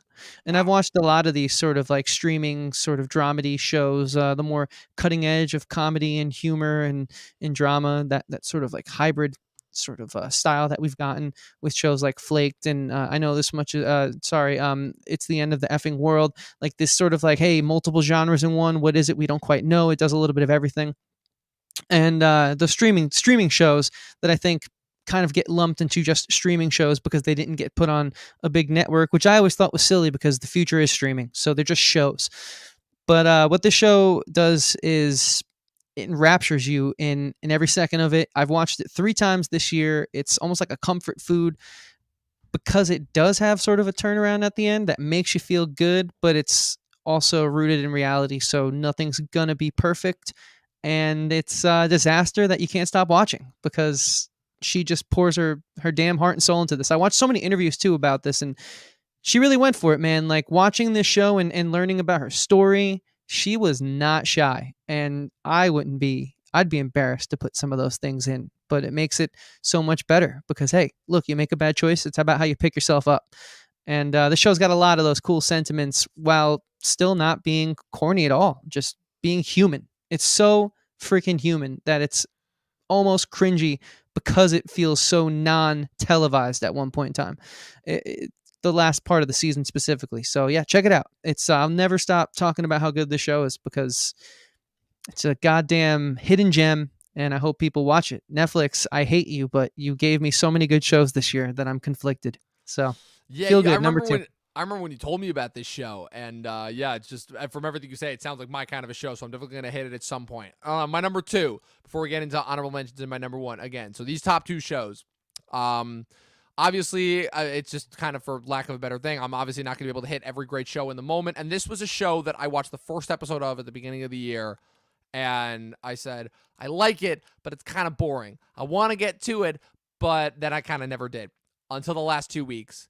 And I watched the other 7 episodes of it, and I'm like, holy motherfucking shit. Because, look, Alex Garland was already a guy who I loved because of the 2 movies that he contributed to us these last couple of years, Ex Machina and Annihilation. And I'm not going to lie, I was a little bit saddened when I heard that he was doing a mini-series next. And I'm like, okay, is he going to be able to pull off kind of the level of incredible intellectual sci-fi that he has with his last 2 movies? And he did, arguably, possibly even better than his first 2 movies, which I didn't know that was going to be possible. And he kicked ass because my number 2 is Devs. What the hell? Like, first, like, artificial intelligence and just kind of the presentation of that as like an alternative form of reality obviously has been something that has kind of been parodied to death. And because obviously with the Matrix, obviously first bringing that into kind of consideration back in '99. But Garland takes all of the tricks and tropes associated with that genre, and once again kind of focuses it in with his own little niche, in his own little world, with the typical characters that we see in every single property, and just truly gets into the root of, once again, showing how we are at our most human when we are trying to advance to the level of gods, quite literally. And we saw it in Ex Machina, we saw it in Annihilation, and we're seeing it now with this, with the story, following the story of a young programmer whose boyfriend is accepted into the prestigious section of the tech company that they work at, known specifically as devs. He is unfortunately murdered after he is revealed to be a Russian spy who was trying to smuggle information out, but her subsequent investigation into his murder and what's going on secretly at devs and in the secrecy of its owner, portrayed brilliantly by Nick Offerman, is just one for the ages. Absolutely. This show has an incredible cast. Every single time you think that, like, it can't possibly one-up itself, it does. The revelations that it makes and kind of the introspection that it takes on human beings, on computers, on simulation, on Silicon Valley too, the statements that it makes on that, the visual style in this show is like everything else Garland-esque, is to another level. The score, oh my god, you're a score guy, so like I'll just gush about that for a second, because like he plays around with like incorporating sci-fi noises, like noises that you would like think are like part of a computer as part of the score. And like it's very Blade Runner-esque in that sense, literally to the point where they've even got like a giant statue of like a little girl as part of it. You could say the score is alive, you know? Literally. The score is quite literally alive and a beast in and of itself. It's just like, there were just points where my pulse is pounding and I couldn't breathe. Like just a simple conversation between two people and explaining kind of what it is, this machine that it is that they've created, and everything that kind of goes into it. Like, it just takes so many things that I typically associate with comic books and brings them into reality in the best ways possible. And at the risk of spoiling anything again, it is an absolutely incredible show. It goes so deep with its themes. It does not hold back. It, to me, was the equivalent of watching an incredible science fiction movie that, for the most part, I feel like we missed out on largely with Tenet. It's my number 2 of the year. And again, I guess that shows how powerful my number 1 is. It's devs. It's absolutely incredible. Yeah, before we jump into the honorable mentions, I do just want to say that I'm 4 episodes in, but the thing is, I thought to myself, okay, I could binge this and have it be considered for my top 10 list, or I could enjoy it and appreciate it, knowing that we're going to talk about this show for years to come, most likely, because I'm loving it so much so far that I felt it would be disrespectful to the show to just rush through it and sort of force my way through something that has been this awesome. Like every aspect of this thing so far lives and breathes, like the score, the sound effects, like every character has a purpose so far. I'm loving it. And so, yeah, I'm going to get there, guys, and I'll obviously talk about that more in the future, but awesome choice, Dom. So, honorable mentions, I'm just saying right now that you're making the right choice. And honestly, I'm so glad that, like, you're taking your time and that you didn't rush. It was tough, man. I wanted to put it on this list. No, I get it, but, like, trust me, you're making the right choice. Because, like, literally, I'm like, because here's the thing. I binged episodes 2 through 4, and I really regret it because once I got to episode 5, I just had to, like, stop. And I'm like, okay, stop. Actually sit there, pay attention, take this in, and it was just such an incredible experience. Then when I got to episode 7, and I was holding my breath, and I wanted to go into episode 8, but I'm like, wait, let it savor a bit, let it simmer. It's going to be well worth it when you get to and that last episode, I'm like, yeah, this is incredible. Like, just, oh, man. Exactly. Oh, Alex Garland, and his next movie is going to star Jesse Buckley, which I'm like, bro, just... Yeah, all right. So, honorable mention time. So, I only had a couple of honorable mentions here. I also did want to like sneak in a couple of kind of fast talks like I did. Last year I kind of just like briefly just did a once over every show that I did because there was just a lot of TV that I watched last year, and not as much this year, obviously, but quick shout out to obviously the 3rd and potentially final season of On My Block, again, kind of my little Netflix cult show that I still think doesn't get the attention that it deserves. Umbrella Academy season 2, I thought was a big step up over the first season and really started to get me invested in that show and those characters. Fargo season 4, again, I don't think that this show was ever going to quite get to the heights that it was with those first 2 seasons, but it still was very refreshing after a very disappointing 3rd season. I thought it had some incredible casting, some interesting stories, and some just, I thought it got back to kind of the root of what made Fargo. Haunting of Fly Manor, again, I largely talked about that already. Just really surprised me as far as what like an interesting kind of gothic story it could tell, and once again continuing the power of Mike Flanagan. His Dark Materials is a show that I have definitely not gotten a chance to talk about enough of on the show, but that's a show that is famously an adaptation of the book series that was adapted into the Golden Compass movie back in 2007, and this season was the 2nd season following the debut season last year that is based off of the 2nd book of the series, The Subtle Knife. And as far as just being an incredible adaptation of everything that the book offered and everything that the book's themes went for, it was just completely awesome, and there was that was another one that had a really, really heartbreaking finale. And the last one is just, again, the things that I gushed about kind of throughout this episode. Transformers, War for Cybertron Trilogy, Parts 1 and 2, Siege and Earthrise. They both came out in 2020, and they were both absolutely impeccable, and I highly recommend you to watch them, even if you're not a Transformers fan. Those are really the only honorable mentions that I have. But I did have one of the prize that I wanted to award after, but I'll let you do your honorable mentions first. Sure. Yeah. So for me, I really only have one, and that's HBO's Run. No, I'm just kidding. Run away from that show. Yeah, right. If you can help it. That Couldn't show's even make terrible. it 3 episodes into that show. And No, it was that only show 7 is- episodes that got canceled. I'm like, wow. Not a good year for HBO. No. Now that it's all said and done. Not really. Not really. I mean, they had their hits, but yeah. Yeah, but few and far between. Anyways, I have 3. I have first Transformers: War for Cybertron. Loving it so far. Cannot wait to watch the second installment, and I know that the third is going to be a banger. Dude, It's just been so good. I mean, man. like I said, Transformers are a part of my Oh, childhood. man, The dude. movies got away from me a little bit just because of the fact that I wasn't at the right age and they weren't doing things that appealed to Trust me. me, you but weren't missing anything there. I've always been about Transformers on the small screen. I'll always check out Transformers on the small screen, and they're doing it right, man. They're fixing a lot of mistakes from what I hear from those movie guys. Dave, Lil Dicky's new series. It was not ever going to be in consideration for my top 10 because I think as a writer in regards to television, being a musician and writing songs is very different. He clearly has a lot to learn. But to be honest with you, he has decent grasp on writing the comedy to begin with. Like, it shows that all those commercials that he does, he's not just an actor. There's more to his talent. And I respect, as someone who does enjoy Lil Dicky from time to time, it's, again, do I take him seriously? Do I not? I just like it sometimes. It's good, you know. He has a nice flow, and I think that his writing was definitely him. Very, you know, kind of like bro-y humor, which isn't always my thing, but it felt true to who he was, so that's why I got to give it some credit. The show was a lot to learn. I think a lot of the young actors were given an amazing opportunity. I want to see them grow. I think they can grow. Now the question is, will this show be more than just, oh, the rapper made a show and it's going to be here today, gone tomorrow? They have a shot. I hope they do it. I at least felt that they get the nod for the honorable mention because, again, it felt very true to who he was. It didn't feel contrived, and I respect that. And then, of course, my last pick is going to be a show that I actually had to watch a second time because I famously loved the first season, paid homage to some of my favorite science fiction films of yesteryear, like Blade Runner specifically. The show takes a lot from. Altered Carbon in season 2 was a bit of a wild ride. I actually had to rewatch it, and I kind of realized that, and it's the fault of the generation we live in. Some shows are just so heavy, so wordy, that you can't even have your phone sort of flash and a text message takes your eye away for a minute or two, because then you miss so much of the show don't tell, the mise en scène that this show is really all about, the atmospheric nature of the storytelling, the slow sci-fi of yesteryear, not flashy, not explosions, just the narrative playing out is the grip.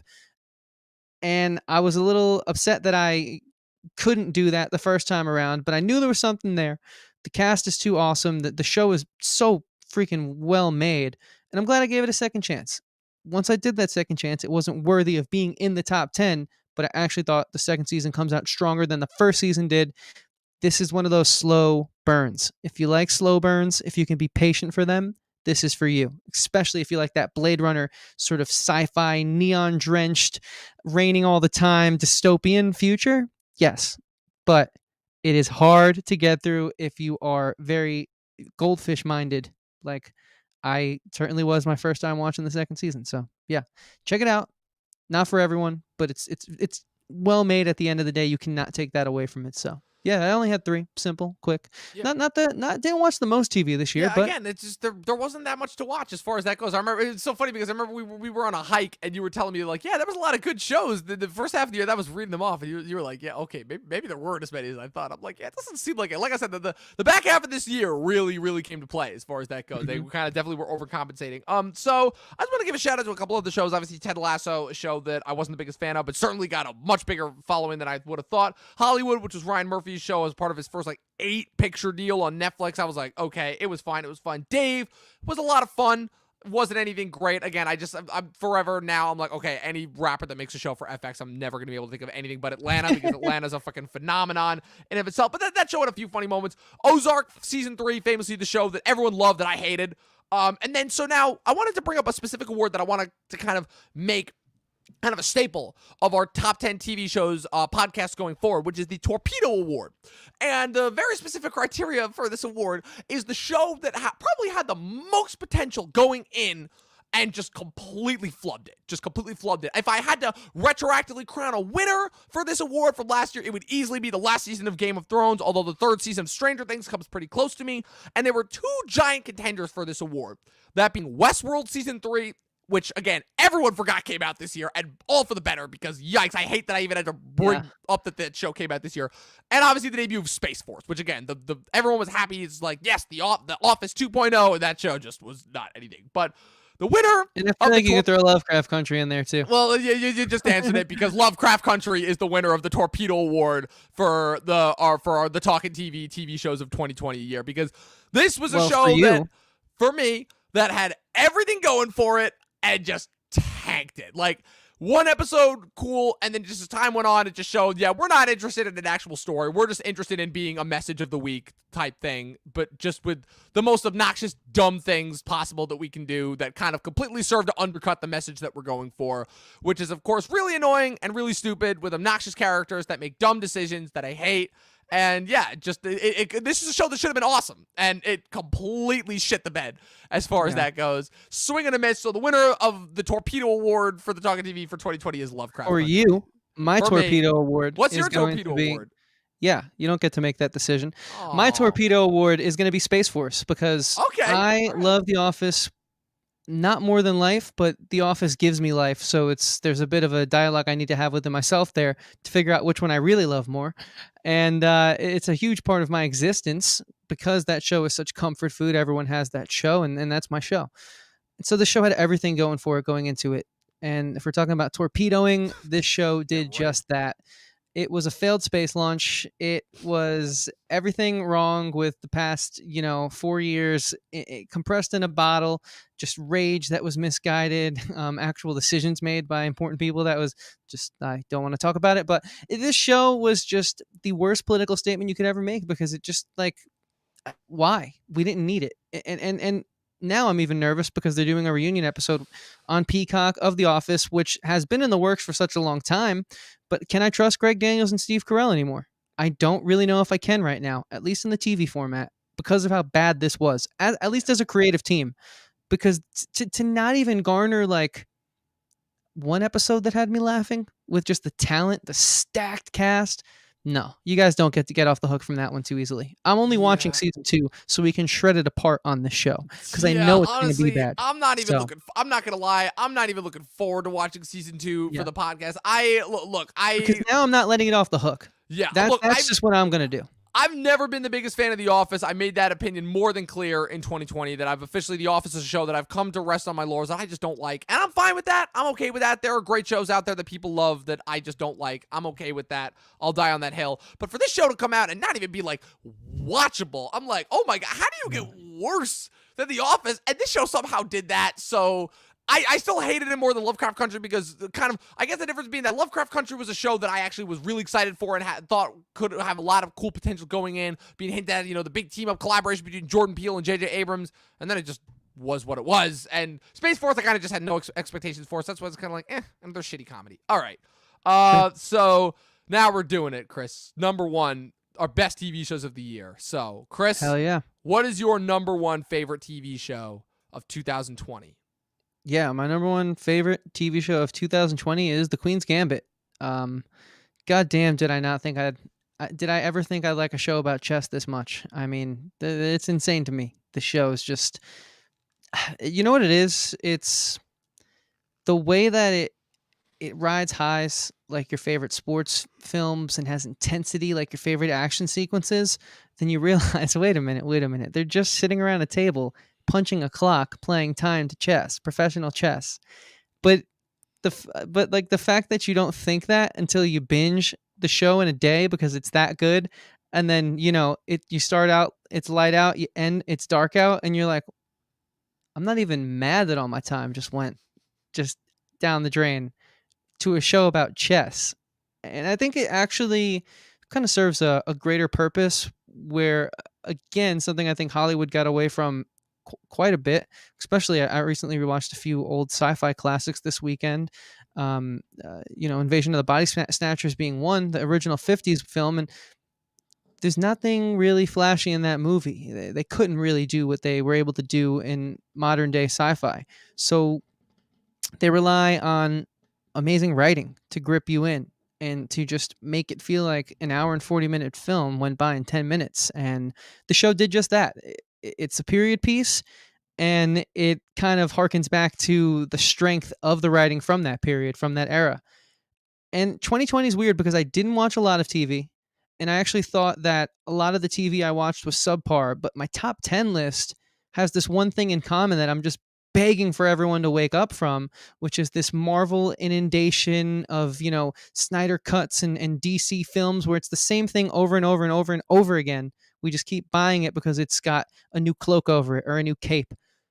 Wake up, guys. The story needs to be sound before anything else is going to be worthwhile. And this year in TV, kind of made me feel like, maybe film school, kind of is working out. Maybe there's a new generation of people who are trying to bring back some of the old, techniques and old sort of gripping characteristics that make stories stand on themselves, the strength of the screenplay. So kind of hopeful in regards to coming out of 2020, having not the greatest year in history, but I think one of the strongest years in narrative history on television in quite some time.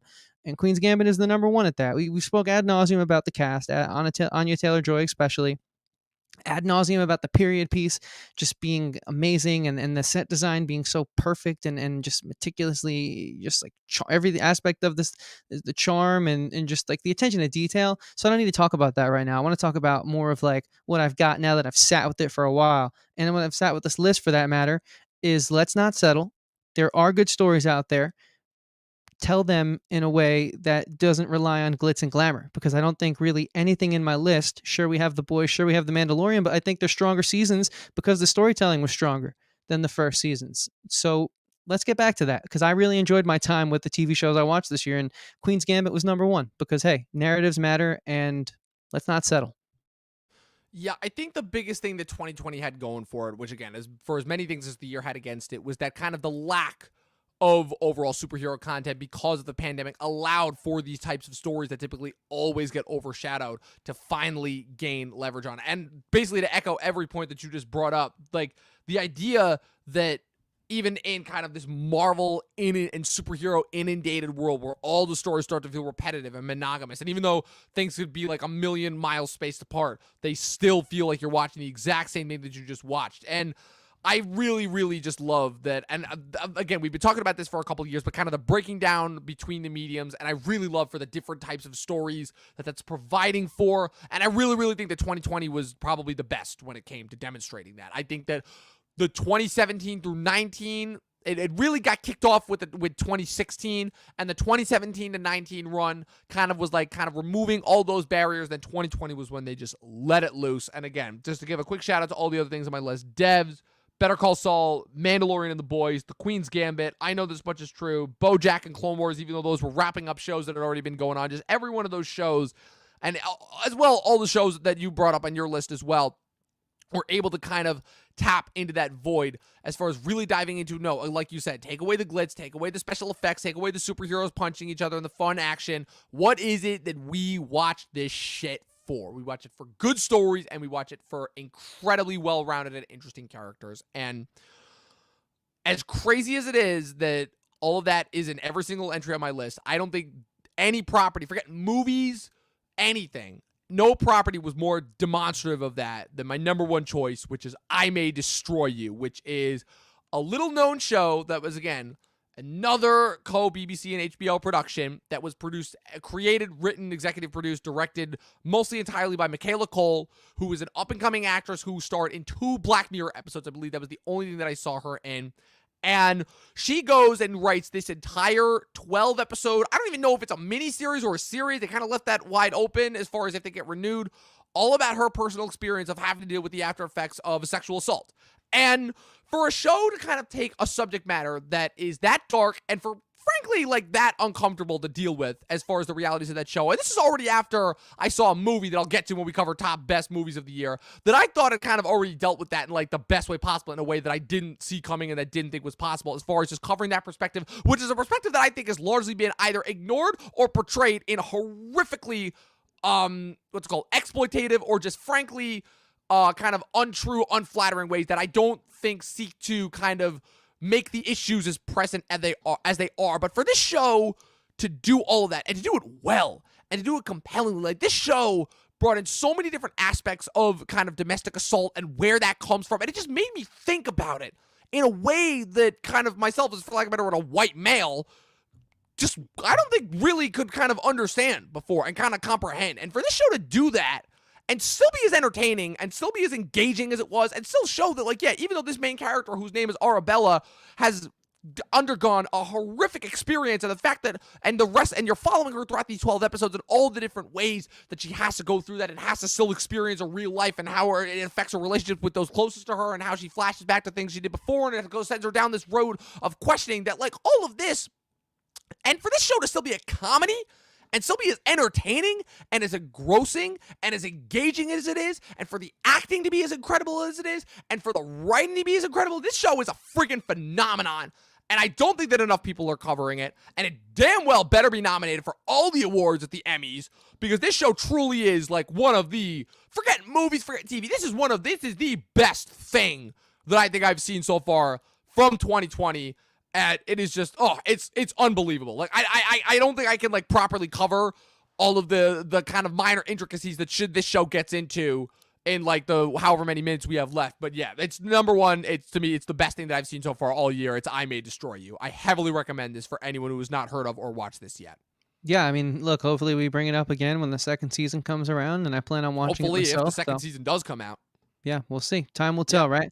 Damn, dude, we did it. 2020, so yeah, wrap. Yeah, 2020. So let's do that little list combo that we've been doing now. So after going through our list, we have 4 entries in common. So I have Queens Gambit, Clone Wars, The Boys, and The Mandalorian. So I assume that all 4 of those make that list. So I'd say that's pretty easy. Yeah, definitely. So as far as my list goes, so I May Destroy You. Do you want to put it on there? Let's move further down to things that maybe I've seen first that I haven't seen this season of. Like, I definitely think BoJack should be on there. You think just BoJack should be on there? Because of what the show stood for as a whole throughout the entirety of its run, even though I haven't seen the final season. So I definitely want, personally, I want BoJack in there. Got it. Just because. As far as your shows go, I definitely want to put Feel Good on there. Like, I was hovering between 2 other shows, but I definitely think that, like, the pitch that you gave, Feel Good, like, really shows is like, yeah, this is a show that everybody needs to be watching that nobody knows about. So I'll put the bat up. Yeah, now that we got that out of the way, just wanted to leave room for I want to toss I May Destroy You in there as well. Devs, because I've seen 4 episodes, so I can speak to that to an extent, and I know I'm already loving it. Some things you can't rush. You got to enjoy at your own pace. Exactly. So definitely toss Devs in there. And that should leave so we have with 2 more spots.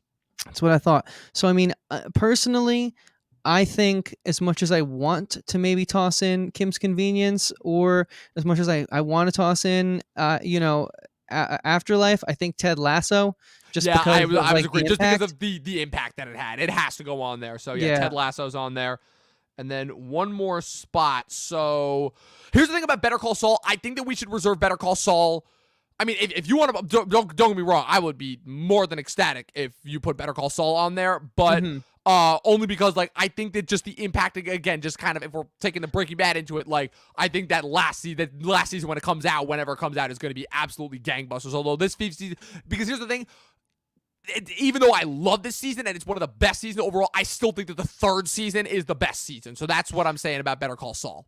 So I obviously love Breaking Bad. That's an amazing show. Right. I have not seen Better Call Saul yet. It's just a lot to get through. So, like, I'm going to leave this up to you, because this is essentially, like, coming from your list. But, like, I did watch I Know This Much Is True, and it was shot in our area. Does that change your mind over Better Call Saul? The only reason why is because I feel like for that, because here's the thing, the reason why I would have Better Call Saul over I Know This Much Is True is because it wasn't in your list. If it was in your list and it was a shared entry, it would be on the list automatically by default. Okay. But because it's not on the list, and because I have Better Call Saul ranked much higher, that's why if I had to pick and choose between those 2, I would go with Better Call Saul.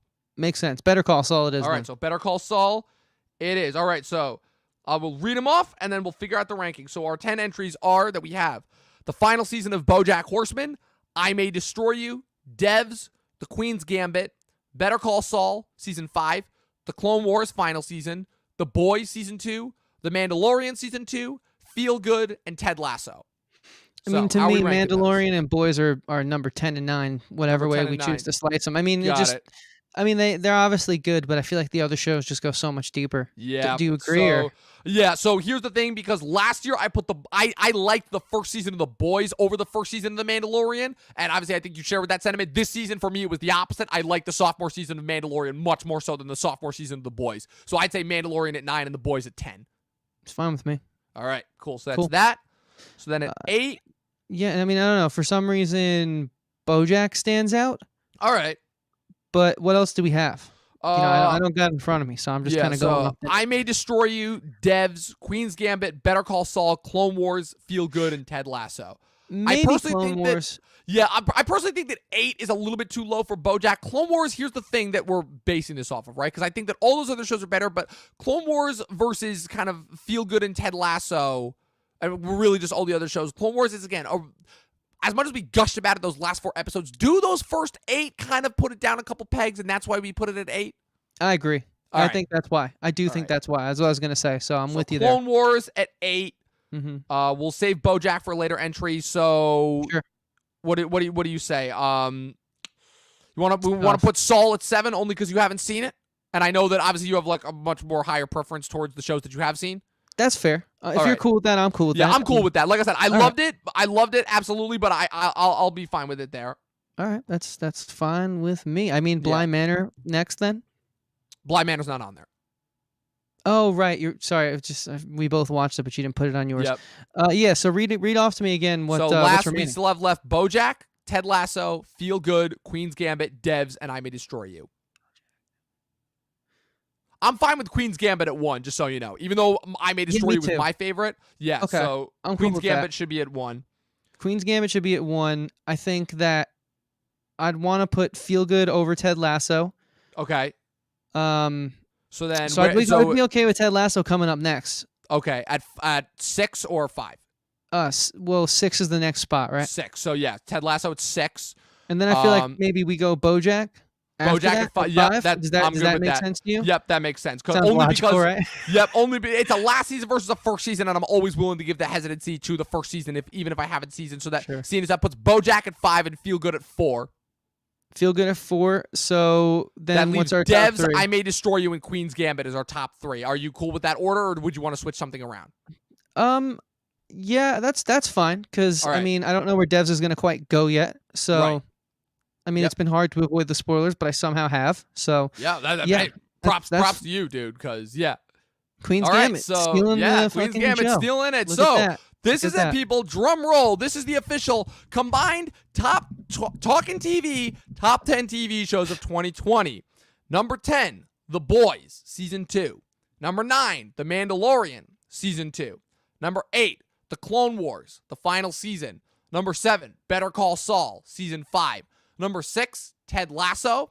Number 5, BoJack Horseman, the final season. Number 4, Feel Good. Number 3, Devs. Number 2, I May Destroy You. And number 1, The Queen's Gambit. And hell yeah. Dude, that's, oh my God. Jesus Christ. I'm honestly kind of glad that we got this out of the way first. Because, honestly, this is going to make ranking movies next week fucking easy by comparison. Because, especially because, when we talk about the movies next week, it's going to be like, wow, even the best ones of these don't even come close to our TV. Just as far as how in-depth those stories go. Those are some bangers right there. For sure. Those are some TVs. The TV top 10s have been good to us so far. Yeah, they have. So, speaking of next week and things on the horizon, I figure you probably know about some stuff we have coming up on our show, right? Bit. Look, I might have a video dropping or 2 on Wednesday in order to kind of tide you guys over a little bit while we're building towards our top 10 best movies of 2020 next Monday. But this Friday, of course, we're continuing with our WandaVision recap show, which we started last week, and we will be continuing for the next subsequent 7 Fridays until the show reaches its explosive conclusion. Hopefully, we shall see. And like I said, we've got content that comes out every Monday, Wednesday, and Fridays. We've got, I'll just spoil it right here, I'm doing my top 10 worst of 2020. I wasn't going to do one this year, but with just how absolutely awful. The worst of the worst that I saw this year was I'm like, okay, this is too good of an opportunity. There were some bad movies that I saw this year that I really want to roast. So that video will be going up. It will be pre-recorded. That will not be a live stream because I'm not going to torture Chris with some of the awful movies that I've seen so far this year. That'll be up on Wednesday. WandaVision recap for episode 3 will be up on Friday. And then this coming Monday, the final Monday of January, it'll be it. We're officially saying goodbye to 2020 with that episode with our top 10 favorite movies of 2020. And the following Wednesday, after that, oh man, Chris is finally going to get to reveal to the YouTube world exactly what he thinks about Christopher Nolan's masterpiece that came out this past year. Will this be the movie that finally brings Nolan back to Earth? Probably not, but we'll see overall. So people, once again, thank you for tuning in to yet another incredible episode of Talkin TV. We had a lot of fun.